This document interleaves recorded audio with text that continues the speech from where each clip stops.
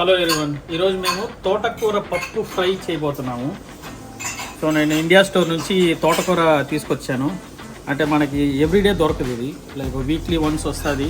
Most of the times ఈ ఆకు మనకు దొరకదు అనమాట. మనకి మామూలుగా పాలకూర ఒక్కటే దొరికేది. సో ఈరోజు నాకు తోటకూర దొరికిందనమాట. సో తోటకూర పప్పు ఫ్రై మా అక్క ఒక రెసిపీ చెప్పారు. సో ఆ రెసిపీని మేము ఈరోజు ట్రై చేయబోతున్నాను. చూద్దాం ఎలా వస్తుందో. Will try it out. So ఆకుకూర ఫ్రై కోసం మనం ఇంగ్రీడియంట్స్ రెడీ చేస్తున్నాము. సో దీంట్లో మనకి ఇంపార్టెంట్ ఇంగ్రీడియంట్ ఏంటంటే తెల్లగడ్డ తర్వాత డ్రై చిల్లీస్. ఈ రెసిపీలో ఒక స్పెషాలిటీ ఏంటంటే మనం ఆనియన్స్ ఇంకా పచ్చిమిర్చి వేయమన్నమాట. ఇన్ కేస్ మన ఆనియన్స్ పచ్చిమిర్చి అవి వేస్తే దిస్ విల్ గార్లిక్. అవునన్నా, గార్లిక్ ఎల్లుల్లి ఇది వెరీ ఇంపార్టెంట్ అన్న ఇది. సో మనం ఇన్ కేస్ ఆనియన్స్ వేసామంటే this will become like curry, ఇది ఫ్రై లాగా ఉండదు. సో అందుకే మనం ఈ వేసి ఇంకా మిగతా తాలింపు పోపు ఐటమ్స్ అవి వేసి ఇంకా చేయబోతున్నాం అనమాట. సో దీనికోసం మనం ఒక్క కట్ట ఆకుకూరకి 2 గంటల నూనె. సో మనం కొంచెం ఎక్కువ చేయబోతున్నాం కాబట్టి we are adding like 2 tablespoons of onion. So oil వేసాము. ఆయిల్ కొంచెం వేడైన తర్వాత ఇంకా పోపు. మనకి ఎండుమిర్చి బాగా ఫ్రై అయినాయి. ఈ మనం ఎక్కువగా నల్లగా అవనేయకూడదు. సో ఇప్పుడు నేను ఇమీడియట్గా పెసరపప్పు వేస్తాను. పెసరపప్పు నేను ఆల్రెడీ 30 minutes బ్యాక్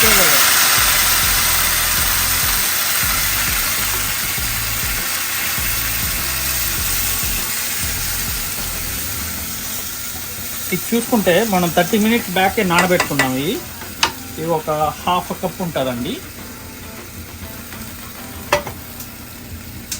సో ఇది మనకి పెసరపప్పు వేస్తానే ఒక కొంచెం వెరీ లిటిల్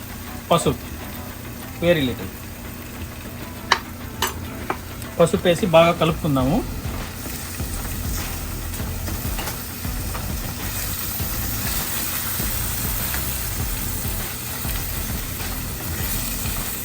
నేను ఫ్లేమ్ కూడా కొంచెం మీడియంగా పెట్టుకున్నాను, ఎక్కువగా పెట్టకుండా.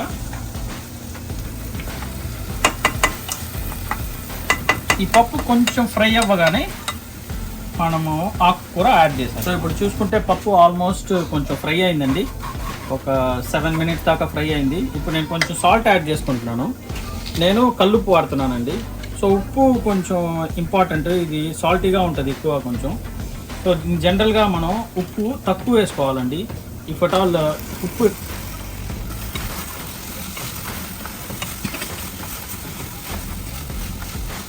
మనకి బాగా ఫ్రై అవుతుందండి.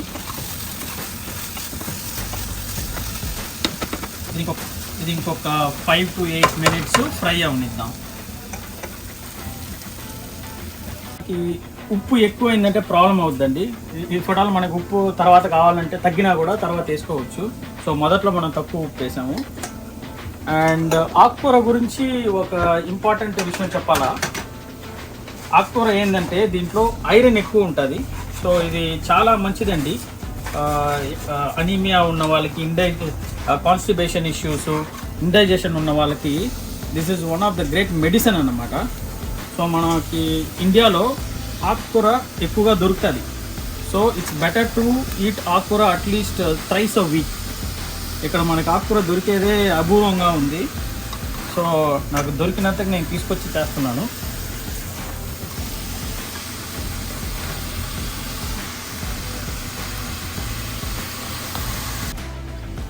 సో ఆకు మొత్తం వేసేస్తున్నానండి. సో ఈ ఆకు గురించి చెప్తున్నాను కదా, మనకి డైజెషన్కి చాలా అంటే చాలా మంచిది.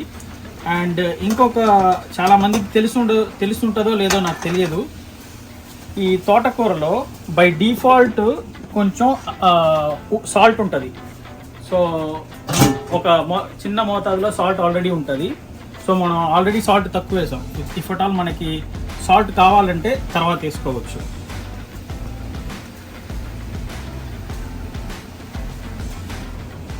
సో ఇప్పుడు నేను మూత అలాగే పెట్టేశాను. నేనేం చేశానంటే కింద పప్పుని ఏమీ మిక్సప్ చేయలేదు. సో ఆకు పైన వేసాను అనమాట. ద రీజన్ ఎందుకంటే ఈ ఆకులో ఉన్న నీరు డ్రిప్ అయ్యి కిందకి పోయి ఆ పప్పు ఉడికిపోద్ది. So that is the reason నేను పైనే ఉంచాను. సో మిక్సప్ చేస్తే కొంచెం పప్పు పైకి వచ్చేస్తుంది. పైకి వచ్చేస్తే కొంచెం పప్పు హాఫ్ బేక్డ్ అవుతుంది అనమాట. సో ఇలాగే ఉంచితే ఈ పైన ఉన్న ఆకులో ఉన్న వాటర్ మొత్తం కిందకి వెళ్ళి పప్పు బాగా ఫ్రై అవుతుంది. సో నేను ఏం చేస్తానంటే మూత పెట్టి ఒక 5 to 10 minutes are 5 to 8 minutes అలాగే వదిలేస్తాను. సో ఈ మాయిశ్చర్తో కింద ఉన్న పప్పు ఉడుకుతుంది. ఆల్మోస్ట్ ఒక 7 minutes ఉడికింది. కొంచెం లైట్గా కింద అడుగు అంటకుండా తిప్పుకుంటాను. అడుగు అంటలేదు, చూసారా? ఎందుకంటే ఈ వాటర్ అంతా ఎందుకంటే దాంట్లో ఆల్రెడీ వాటర్ ఉంటుంది కదా. అవునండి, వాటర్ ఉంటుంది. సో స్టిల్ అలాగే వదిలేస్తాను అనమాట. ఇంకా కొంచెం వాటర్ బాగా కిందకి వెళ్ళి ఆ పప్పు బాగా ఉడుకుతుంది. సో ఆకుకూరలో ఉన్న వాటర్తోనే ఉడుకుతుంది అనమాట. So will leave it for another 5 minutes.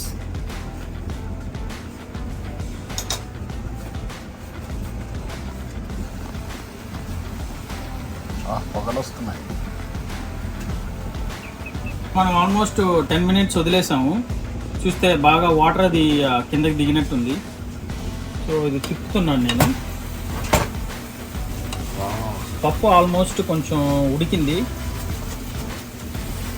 So water మొత్తం దిగిపోయింది ఆకులో.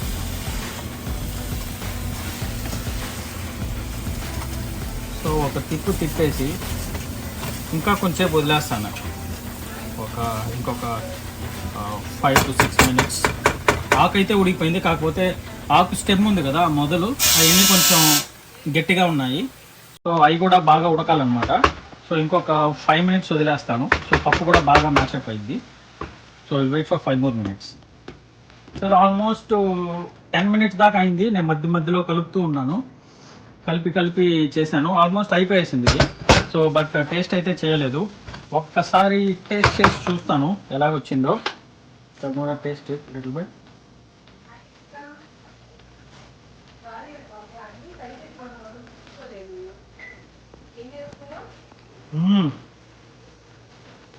పర్ఫెక్ట్, చాలా బాగా వచ్చింది. మనం ఇప్పుడు ఇది టేబుల్కి తీసుకెళ్ళి కొంచెం రైస్తో టేస్ట్ చేద్దాము. ఇది మొత్తం నేను ఈ బౌల్లోకి ట్రాన్స్ఫర్ చేస్తాను.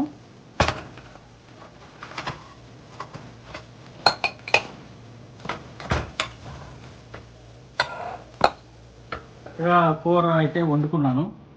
సో ఆకుపప్పు ఫ్రై అయింది అండ్ కొంచెం వేడిగా రైస్.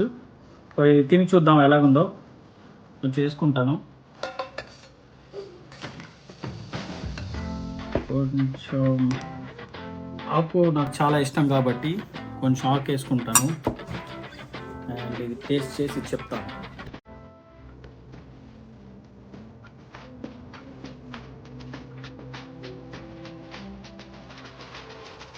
చాలా వేడిగా ఉంది. సో జనరల్గా నేను గీ ఎక్కువ కలుపుకుంటాను. ఇప్పుడు గీ లేకుండా ఇది ఆథెంటిక్గా ఈ టేస్ట్ ఎలాగుందో విత్ రైస్.